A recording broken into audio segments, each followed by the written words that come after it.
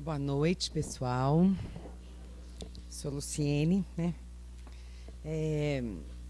E hoje eu vim aqui convidar vocês para a gente parar e pensar um pouquinho sobre os acontecimentos da vida, aqueles que, por algum motivo, nós chamamos de fatalidades, né? De má sorte.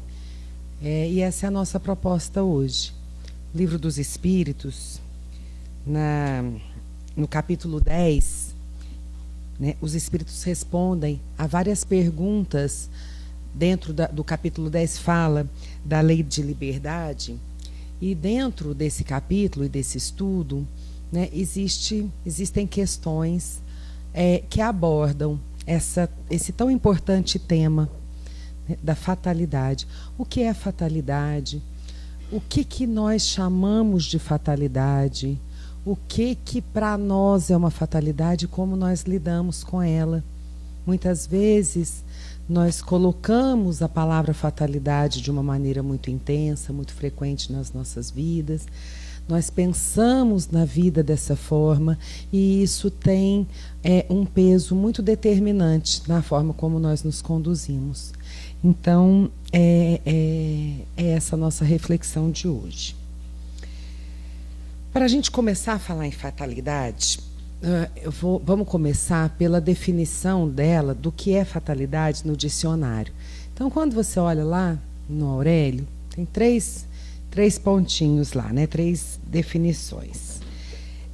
Então, a primeira diz que fatalidade é qualidade de fatal. A segunda diz que fatalidade é o destino que não se pode evitar. Fado, fatalismo.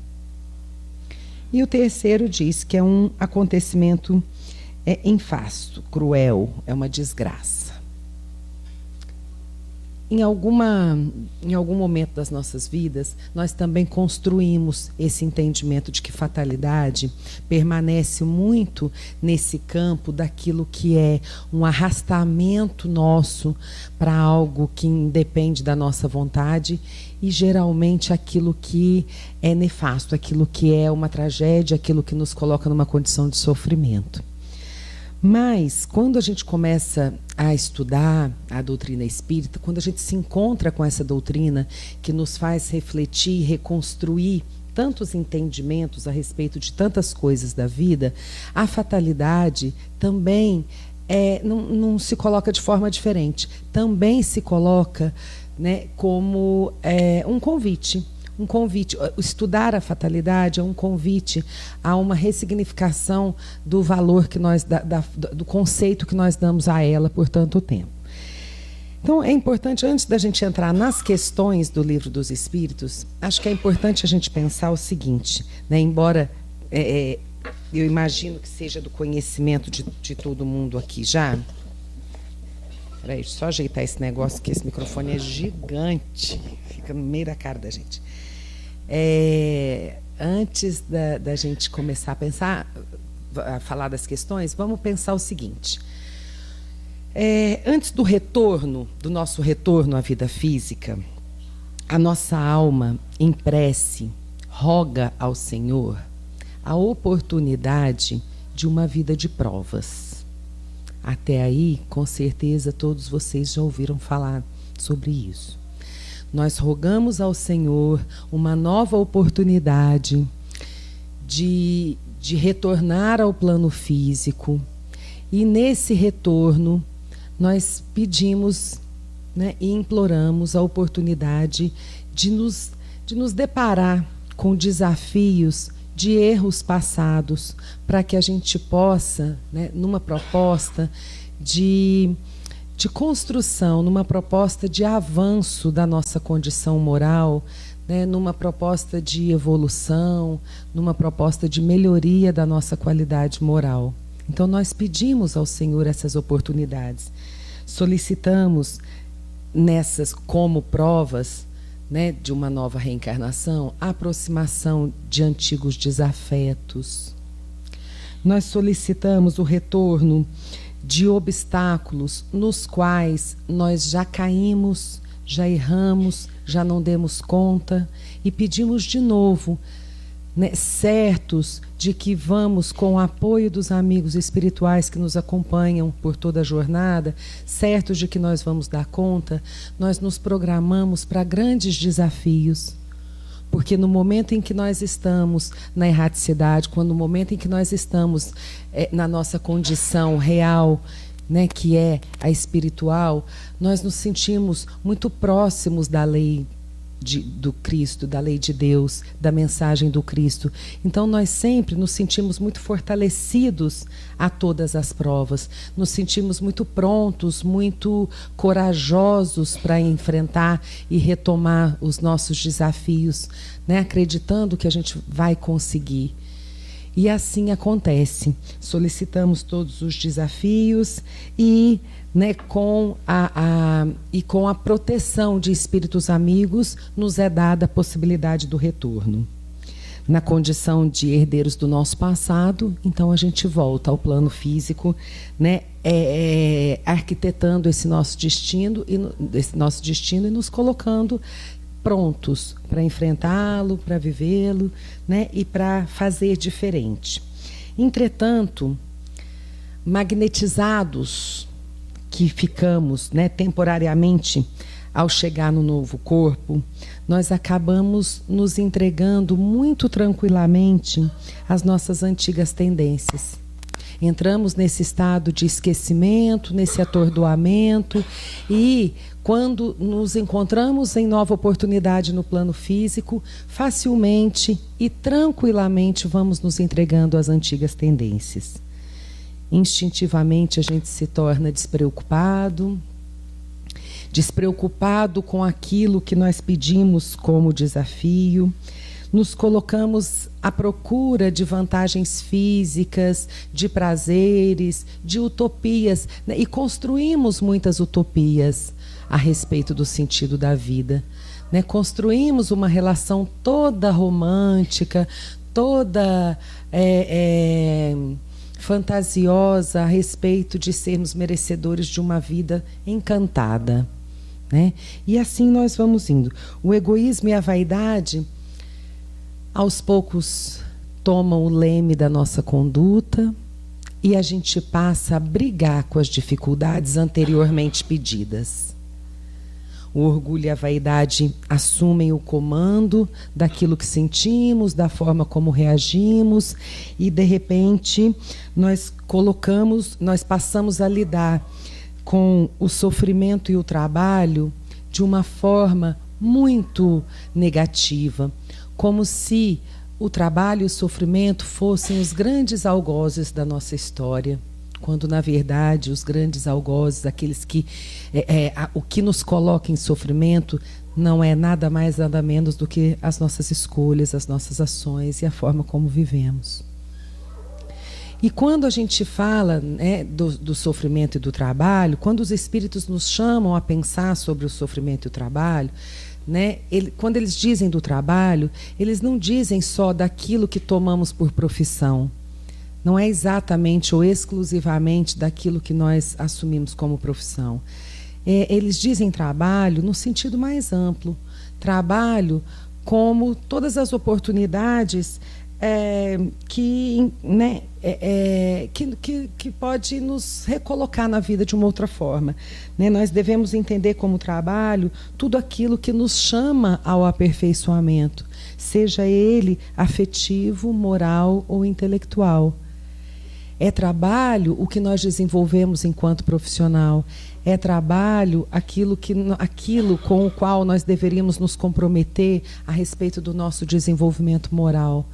É trabalho aquilo que nós temos que fazer com as nossas más tendências para dar conta de conviver com esses desafetos que nós pedimos, com esses desafetos que nós encontramos na vida e que, com a bênção do esquecimento, nós retomamos uma relação sem saber, né, por que nós temos uma aspereza, mas com um desejo imenso de amá-los. Né? A bênção do esquecimento, ela vem favorecendo muito esses encontros, né, que acontecem no âmbito familiar, e que, enquanto imaturos, nós acreditamos que deveria ser, né, o seio familiar deveria ser o lugar de grandes almas gêmeas, de amores infinitos, de paz, de afinidade. E todos nós aqui, a partir de todos os estudos, já entendemos que não, que esse grupo familiar é uma grande oportunidade de refazimento. É uma grande oportunidade de ajuste. Nele nós encontramos pessoas, espíritos, companheiros de jornadas anteriores com os quais nós fizemos muita bagunça. Nós nos atamos em nós nos complicamos bastante, na verdade, né, de uma forma mais simples. Então, quando nós chegamos e somos tomados por toda a vaidade, por todo o orgulho, nós não queremos nenhum desses desafios. Nós queremos prazer.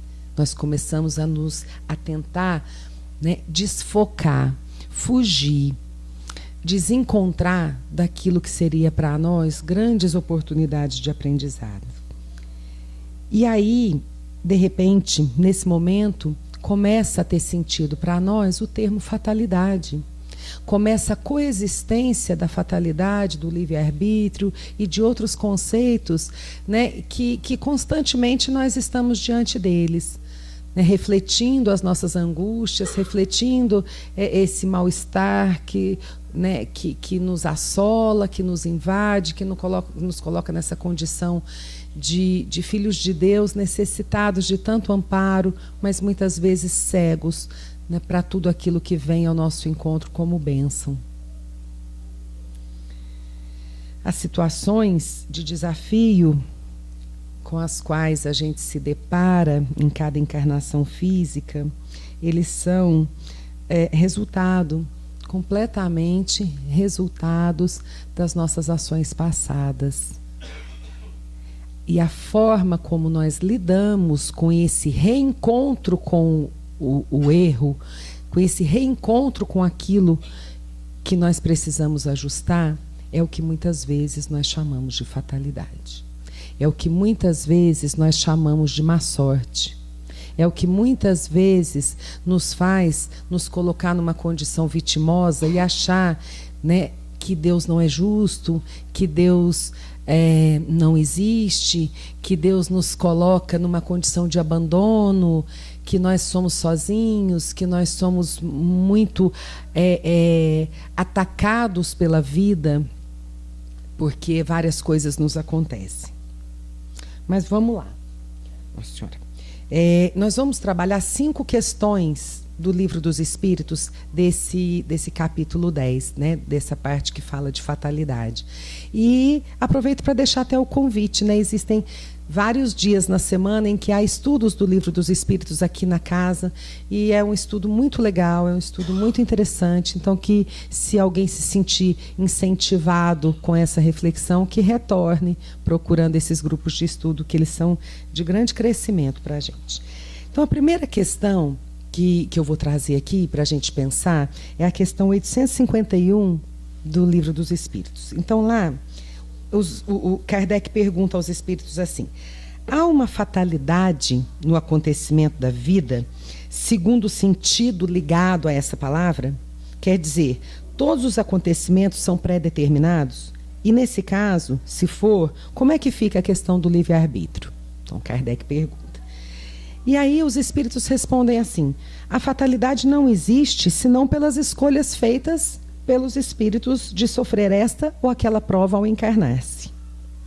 Os espíritos respondem, né, continuando aqui a resposta deles, eles nos dizem que fatalidade são esses compromissos assumidos, que quando a gente se depara com ele, nós nomeamos como fatalidade.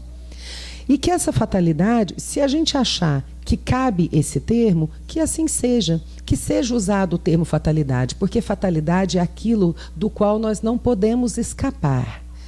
São provas e desafios, né, os quais foram planejados, consentidos desejados por nós e que realmente, pela lei do retorno, nós não podemos escapar delas. Nós precisamos e não temos outra opção que não seja nos recolocar diante dessas oportunidades para fazer diferente e avançar, né, naquilo que até então nos prende.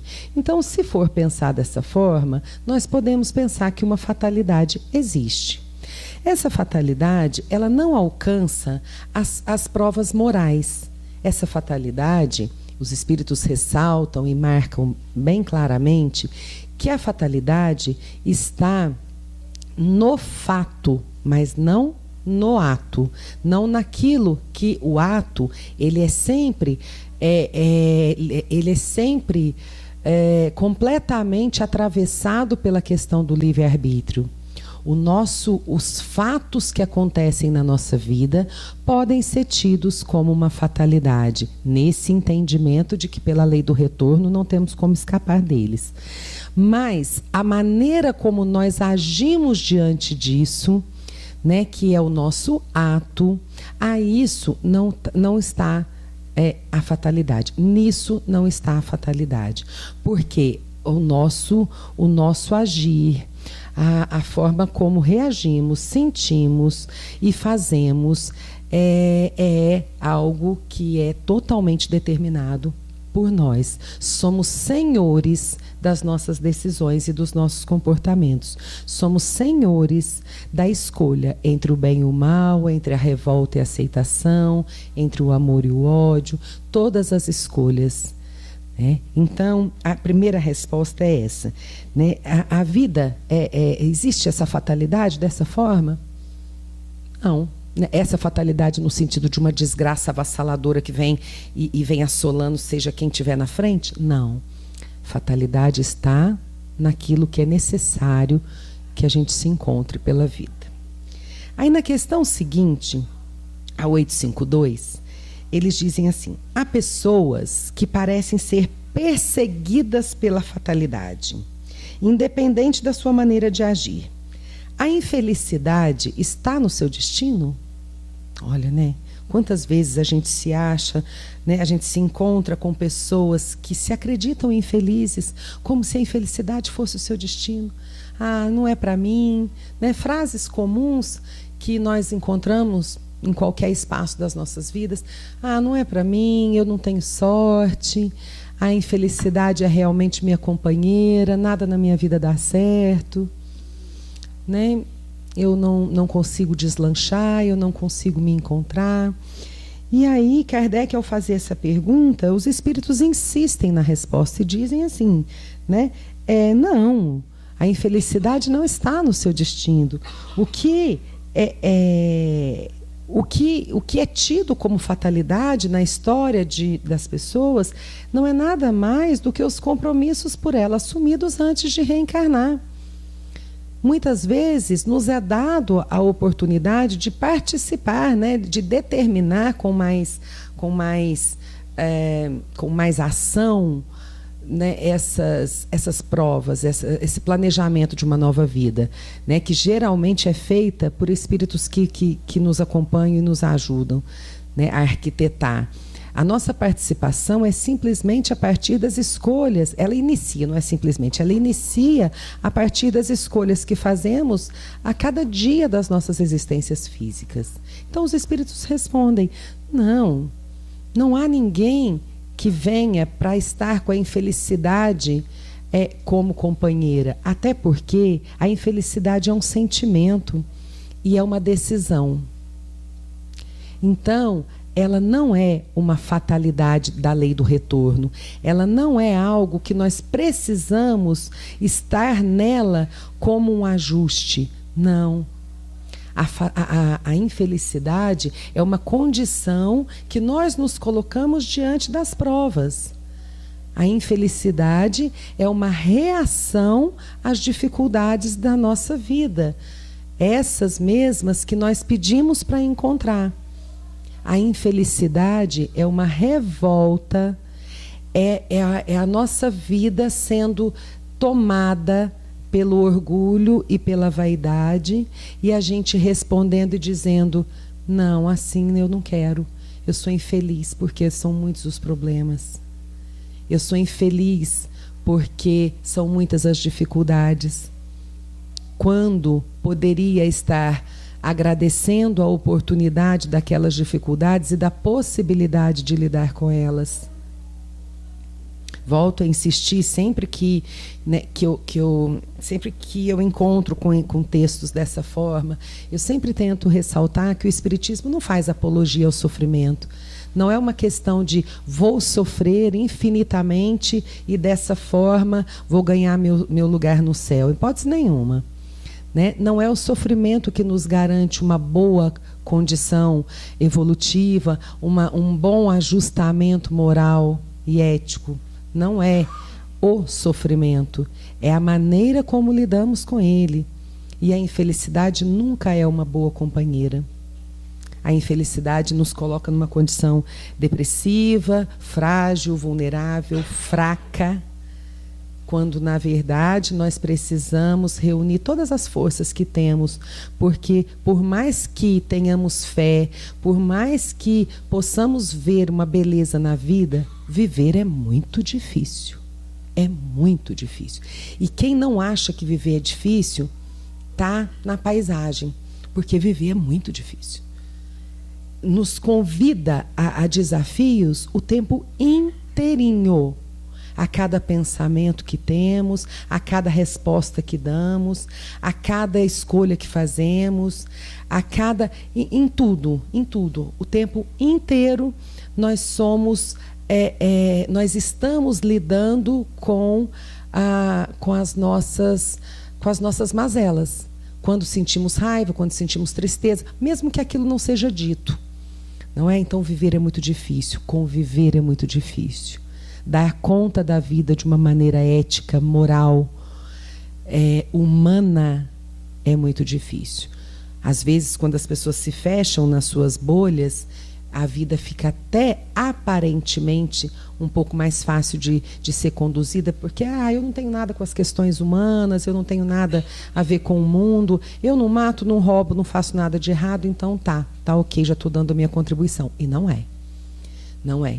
Nós estamos aqui numa grande engrenagem, onde somos 1 mais 1 é sempre mais que 2, e nós estamos aqui todos com um compromisso gigante com a gente mesmo, com aqueles que nos rodeiam e com a condição do planeta, né, que nós estamos ainda encarnando. Então, olha só, né? Essa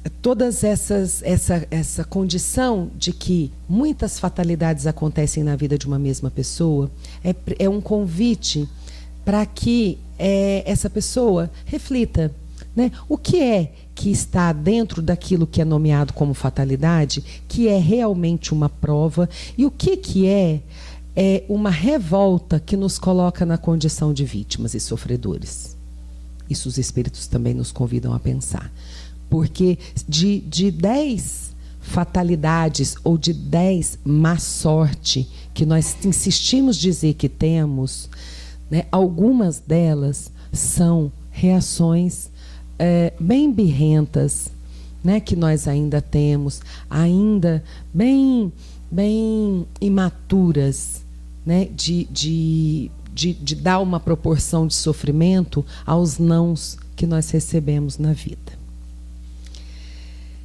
Aí, passando para uma outra questão, já um pouquinho mais adiante, aí o Kardec pergunta assim: há pessoas que nunca conseguem êxito na vida e que parecem vítimas de um grande azar em todos os seus empreendimentos.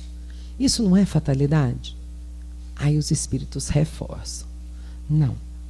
Se quisermos chamar de fatalidade, eles dizem, tudo bem, mas é preciso olhar mais amplamente a questão.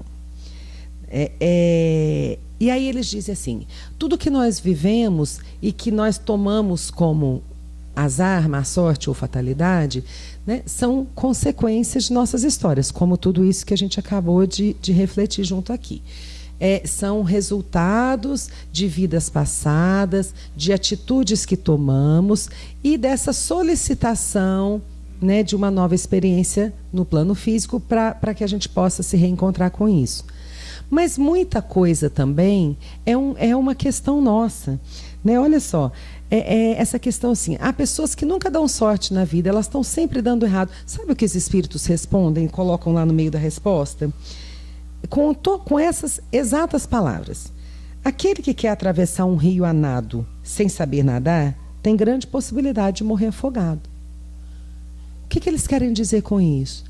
Quantas vezes nós não tomamos um caminho distante daquilo que seria o nosso? Quantas vezes, por vaidade, por querer um lugar de destaque, uma profissão de reconhecimento, ser um grande empresário, ser alguém que tem uma condição social maior, quantas vezes nós nos desviamos do nosso caminho para atender os desejos e as utopias das nossas paixões? Porque os espíritos dizem assim, que se nós... Quer ver? Deixa eu achar aqui a frase aqui. Se o homem não empreendesse mais do que aquilo que está de acordo com as suas faculdades, triunfaria sempre. Porque para aquele lugar que você precisa estar, há lugar para todos. Quantas vezes nós estamos buscando o caminho fora? Quantas vezes nós estamos negando aquilo que trazemos como dom, aquilo que trazemos como habilidade? Porque aquilo, teoricamente, na nossa visão mundana, né, na nossa visão terrena e materialista, aquilo não é tão bom ou não nos dá uma condição tão boa de vida. E esse tão boa é sempre financeiro, uma condição tão boa. Um operário, lá isso também consta na resposta dos espíritos, um operário poderia viver honrosamente, dignamente e muito bem enquanto operário, mas vive uma miséria em todos os sentidos quando resolve ser um mau poeta. Aquilo que quando nos colocamos na vida, né, de uma forma muito desencontrada, também é uma questão a ser revista. O que acontece nesses momentos? A culpa vira de Deus, de uma má estrela, dos desígnios de Deus. Eu não vim para dar certo. Eu não tenho uma estrela boa, eu não tenho sorte. Eu não tenho uma boa estrela, enfim. Mas e aquilo que a nossa intuição diz sobre nós e que a gente se nega a ouvir?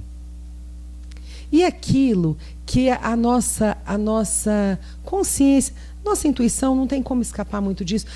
E tudo aquilo que nós intuímos, mas que nós acreditamos a partir de valores sociais, que é pouco. Porque os valores sociais, isso a gente não vai discutir isso aqui, mas é uma outra questão desse capítulo. Os valores sociais, eles não são obra do Cristo, de Deus, não é uma mensagem cristã. Os valores sociais são construídos e sustentados pela sociedade. Ponto. Né? Aquilo que nós necessitamos financeiramente, aquilo que nós necessitamos socialmente, são decisões e nós, pronto, cada um quer uma coisa e tem o direito de desejar, sem problema nenhum. Mas quando isso se torna um sofrimento, é preciso ser revisto, porque nós temos um planejamento. Eu não posso planejar uma encarnação onde eu venho para trabalhar com o povo e, de repente, aqui eu falo, não quero não, o povo dá muito trabalho, é muito chato, agora eu quero ser um empresário. E aí eu vou montar uma empresa. Não vai. Porque há uma outra questão seguida aqui, que eu já vou passar para ela aqui, que assim, pode o homem, por sua vontade, evitar acontecimentos que deveriam realizar e vice-versa? Pode. Então, assim, nós podemos fazer algumas mudanças na trajetória das nossas vidas? Podemos. Olha só como a fatalidade... Por isso, nós não tomamos como fatalidade tudo que nos acontece. Nós podemos, sim, colocar acontecimentos, evitar alguns, minimizar alguns.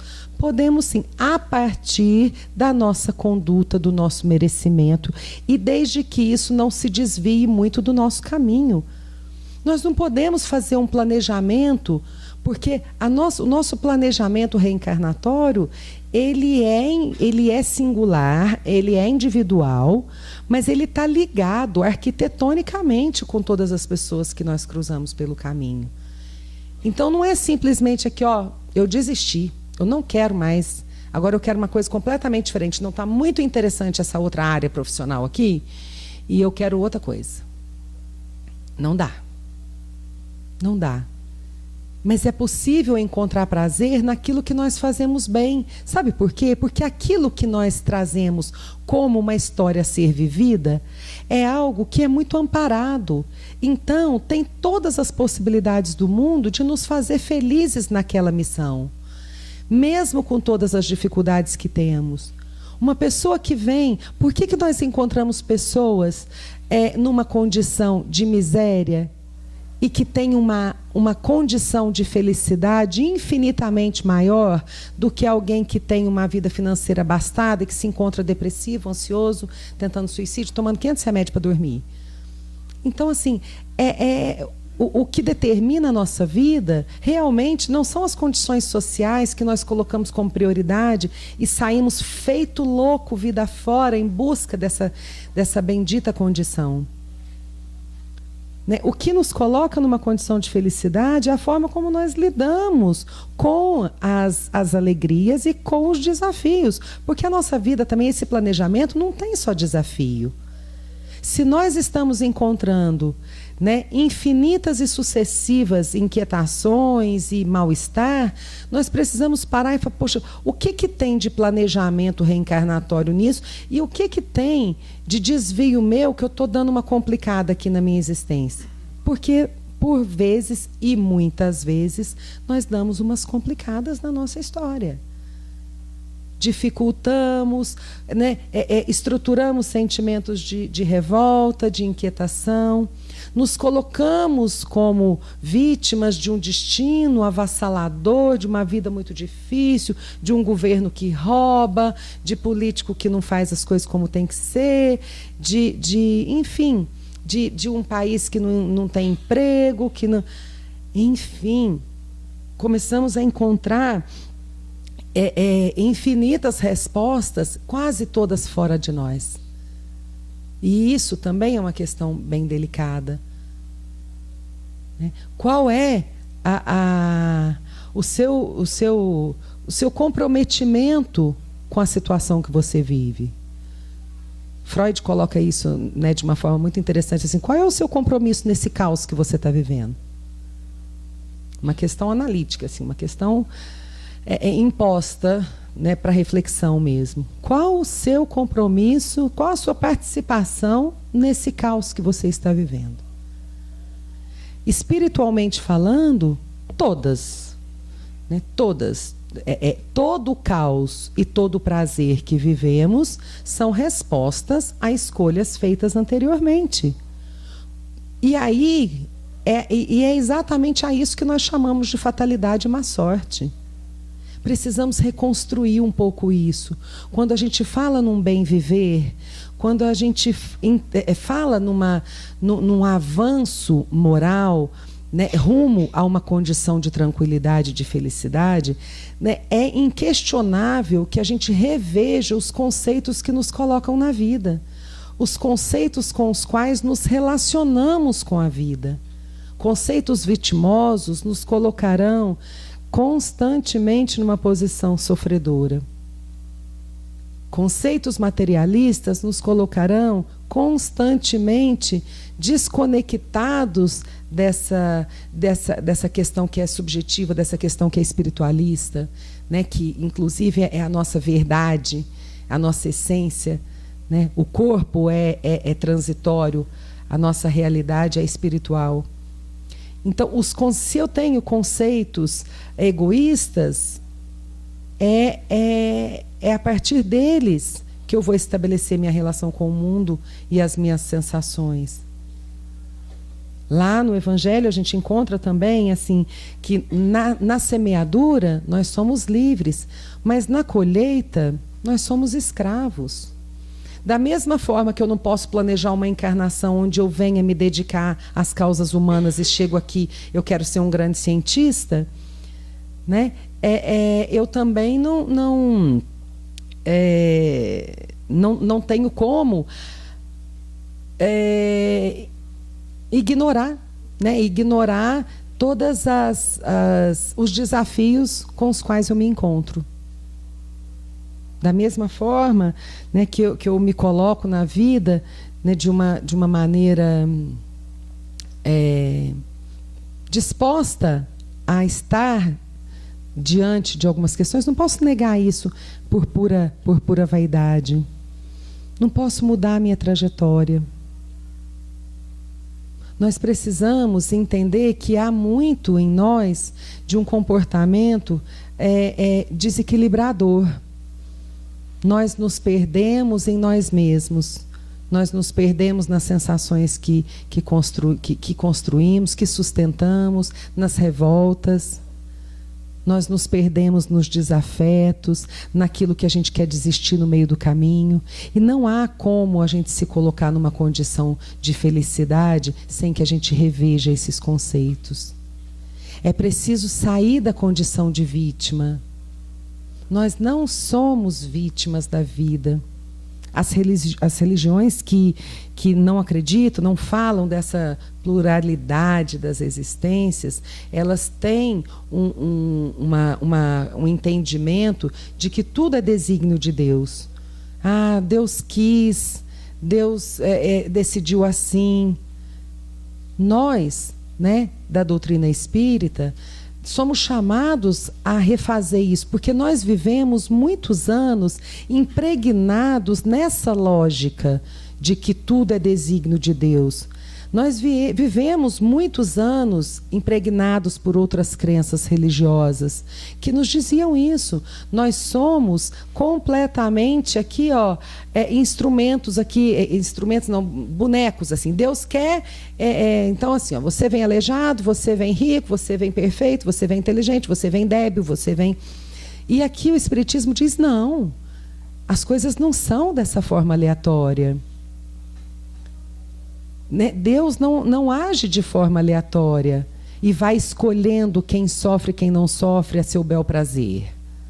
Não. Né? A doutrina espírita, quando nos traz a questão da reencarnação, é primordial que a gente reconstrua esse entendimento. Não somos vítimas dos desígnios de Deus. Somos senhores da nossa própria história e, como tal, né, diante da lei de retorno, com a qual nós temos que arcar com todos os nossos atos, nos vemos aí em constantes desafios. Nós somos receptores das nossas escolhas mesmo. Somos guiados e determinados por tudo aquilo que já fizemos e já sentimos. E há uma forma, sim, de mudar isso. A partir do momento em que mudamos a nossa posição diante das coisas. Porque hoje, cada sentimento que nós sustentamos hoje, cada decisão, cada ato de honestidade ou de falta de, cada ato de amor ou de ódio, cada atitude, pensamento e sentimento que temos e sustentamos está hoje construindo o nosso futuro. A nossa própria passagem pelo plano físico já está sendo construído com tudo aquilo que nós vivenciamos hoje. Então, nós precisamos nos deslocar. Isso é libertador. Na verdade, isso é libertador. Porque acreditar que existe um Deus que norteia todo o sofrimento, olha, é quase uma insanidade. Porque se Deus é puro amor, como é que nós podemos acreditar que toda a tragédia humana, as mazelas humanas e os sofrimentos, é por vontade de Deus pura e simplesmente? Uma mãe perde todos os seus filhos e Deus quis aquilo para quê? Para quê? Né? Alguém nasce e fica se arrastando fisicamente pela vida sem poder trabalhar, pedindo comida, porque Deus quis? Não. Não. Não. Até porque se esse for o Deus de alguém, está completamente distante daquilo que ele realmente representa. Sem condições nenhuma de ser feliz, acreditando que nós estamos num mundo à mercê de uma vaidade divina. Não. Nós estamos no mundo à mercê da vaidade humana, que é a nossa. E é as consequências dela que nós temos que arcar. Então não somos vítima. Não podemos nos posicionar como vítima. Não devemos perder tempo com a vitimização. Sabiam que naquela pergunta que é 860 lá, que diz assim, o Espírito pode mudar as coisas na sua trajetória, né? Colocar algum acontecimento, mudar. Aí eles respondem, desde que não saia, que não desvie muito, né? Que esteja dentro da sua história, pode. Sabe uma coisa que a gente não para pensar? Que assim, muitas vezes a gente vê um acidente. Vamos pegar um acidente, onde a pessoa fica de cadeira de roda. E aí, mas ela pode trabalhar, ela pode transitar, ela tem a parte intelectual intacta, está tudo certo. Aí a gente fala, que fatalidade. Que tragédia. Nossa, como que pode colocar alguém tão jovem numa cadeira de roda? Uma pessoa tão boa, uma pessoa envolvida com boas causas, com bons sentimentos, que nunca fez mal para ninguém. Sabe o que em algum momento os espíritos nos respondem também? Já foi merecimento, porque era para estar acamado. Um exemplo, né? Era para estar acamado, mas já por mérito de uma vida em sintonia com a proposta cristã, já foi dado esse merecimento, já foi dado esse alívio de não ter que permanecer numa cama. Mas a gente não enxerga isso, porque nós temos esse esquecimento. E o esquecimento não é só das nossas histórias, não. Nós temos um esquecimento diário de tudo aquilo que a gente lê e estuda aqui na Casa Espírita, por exemplo. Porque amanhã a gente pode estar completamente revoltado com alguma coisa, às vezes por ser segunda-feira.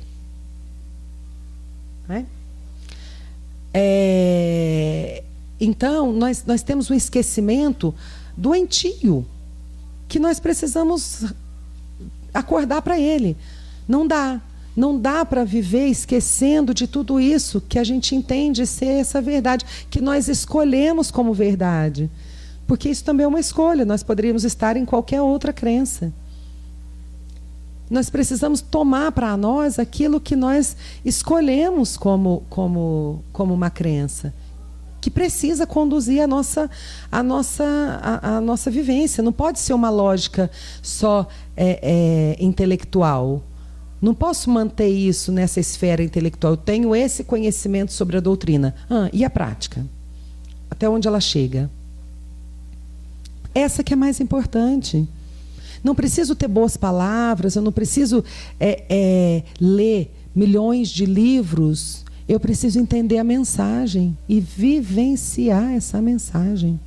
Eu preciso parar de sofrer pela minha vaidade. É preciso parar de sofrer e de se inquietar por questões, por utopias sociais, por utopias afetivas. Eu queria um amor perfeito. Eu queria um casamento que não me desse trabalho. Eu queria filhos, que fossem estudiosos, inteligentes, saudáveis. Não é assim quando uma mulher está grávida, vindo saudável, tudo certinho, está tudo bem. Né? E não é assim. É preciso que a gente se coloque na vida para o que der e vier. Acreditando que assim nós não estamos reencontrando na vida nada além do que aquilo que já é nosso. Não estamos vivendo história de ninguém, não somos perseguidos por Cristo, por espíritos, não somos. e que querem judiar da gente. Aliás, somos, né? Porque nós temos aí o mundo espiritual que vem e atuam em nós de uma maneira muito grande. Existe uma influenciação espiritual em cada um de nós o dia todo, que é, sim, é fato. Mas temos o livre-arbítrio, temos a mensagem do orai e vigiai, aquilo que nos mantém distantes de uma energia de baixa qualidade, daquilo que pode nos conectar com algo melhor. Então nós temos sim, porque isso também, quando nesse estudo aqui da lei desse capítulo que fala da lei de liberdade, é algo que os espíritos estão sempre colocando nas respostas. Os espíritos podem fazer essa influenciação para que as pessoas se vitimizem demais e não se envolvam, não se impliquem nas suas questões? Pode, mas você pode ceder ou resistir à influenciação espiritual. Eu posso escolher o teor mental com o qual eu me sintonizo de acordo com o teor mental que eu alimento em mim. É assim que a gente escolhe, né? A gente também não está à mercê dos espíritos dessa forma, porque senão seria muito injusto. Pensa bem, a gente mal está dando conta dos desafios de conviver com quem a gente enxerga. Imagina se a gente estiver completamente à mercê de um triplicado mundo espiritual que a gente não sabe nem o que a gente fez para a gente poder se defender.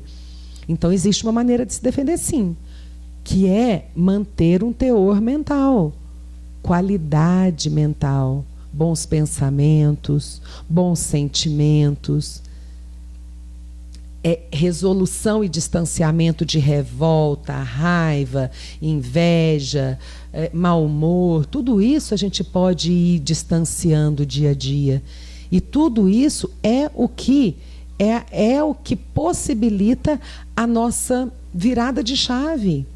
É o que possibilita a nossa recolocação no mundo, a ressignificação daquilo que até então a gente pensou e teve e tomou como uma grande desgraça, e a gente passa a entender assim, não é uma desgraça não, é uma oportunidade, eu tenho que dar conta dela. Tenho que dar conta dela, porque nós não seremos punidos por não dar conta. Porém, teremos outras oportunidades para dar conta. Então, se a gente não deu nessa, né, o amor do Pai nos concede uma outra oportunidade. E aí vem aquela das primeiras perguntas do Livro dos Espíritos. Quanto tempo um espírito demora para evoluir? Depende dele, do tempo que ele demora para aprender, do tempo que ele demora para desenvolver a sua condição moral. Porque nós desenvolvemos muito a nossa condição intelectual, né? A nossa condição financeira, mas a condição moral às vezes passa batido. E nós temos tantos compromissos, né, a serem revistos com a gente mesmo. As pessoas discutem tanto questões de outra ordem, questões externas a si. As pessoas estão preocupadas se o outro tem uma opção sexual hétero, homo, bi, mas não tem esse mesmo compromisso e investimento para pensar assim, e aí? E a minha sexualidade? Ou e a minha questão moral? Em que momento eu sou cruel com as pessoas? Em que momento, talvez até nesse, quando eu paro de olhar para mim e ver o quanto eu preciso me melhorar para eu ir criticar alguém que fez uma opção sexual diferente da minha? Isso nos chama, isso nos coloca numa condição de julgadores. E nós não temos esse direito.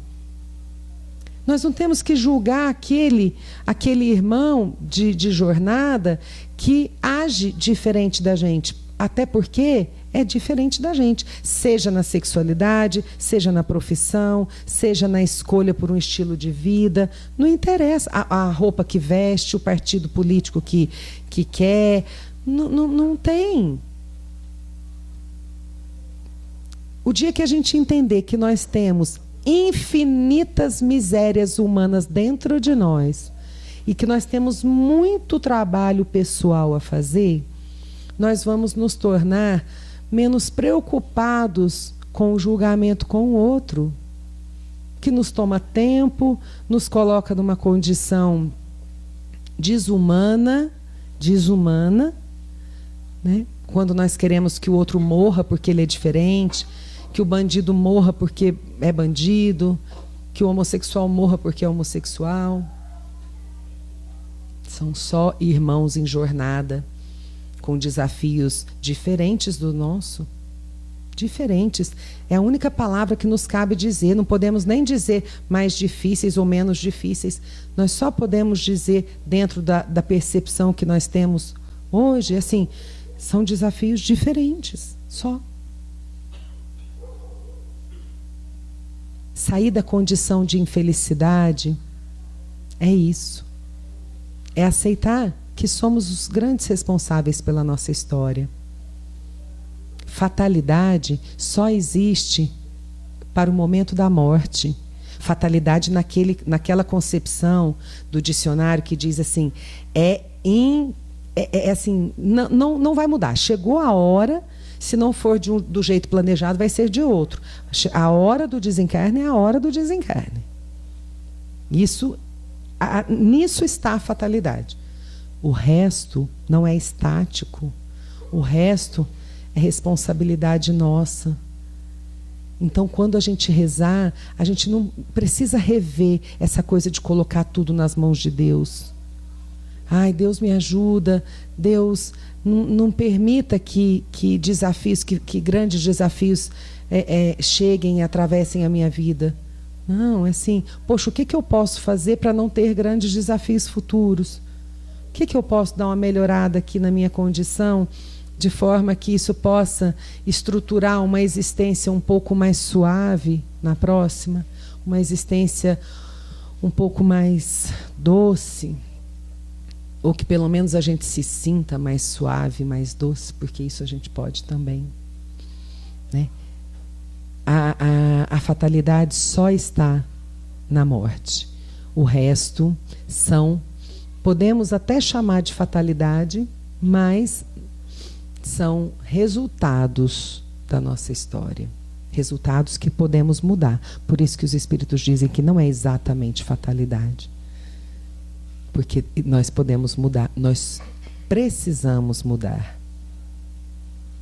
Que nós possamos, então, entender essa grande oportunidade de existência, né? Que nós possamos, a partir de reflexões, de leituras e de momentos onde a gente se encontra sozinho e que a gente pode pensar nisso tudo.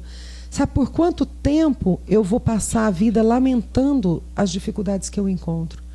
Por quanto tempo eu vou achar que eu sou um coitado, uma coitada, por encontrar pessoas difíceis e pouco dinheiro ou sei lá qual for o incômodo que se tenha?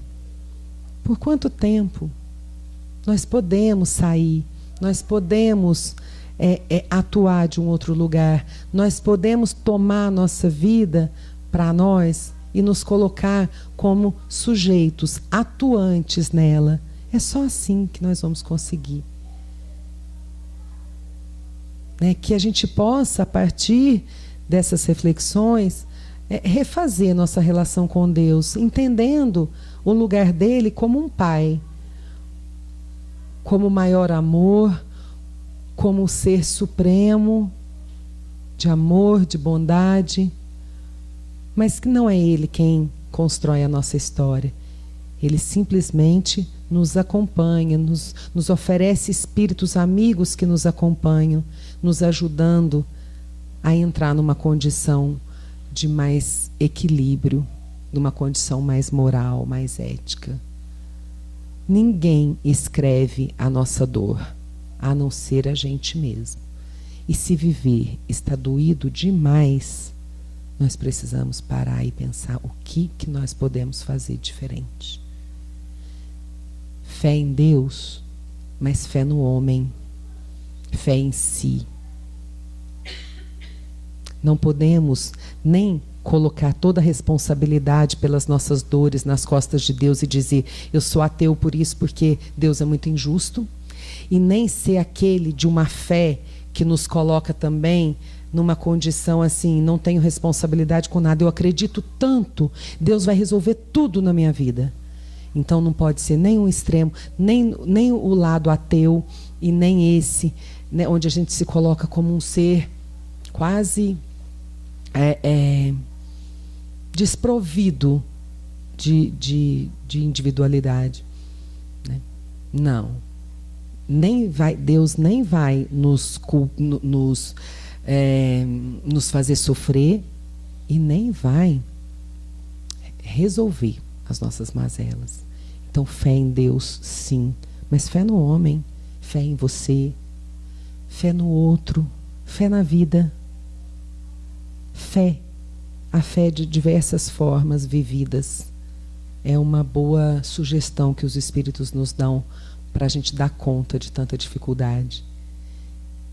Fé, né? É com ela que a gente lida e que a gente se responsabiliza, e é com ela que a gente reconstrói uma nova história.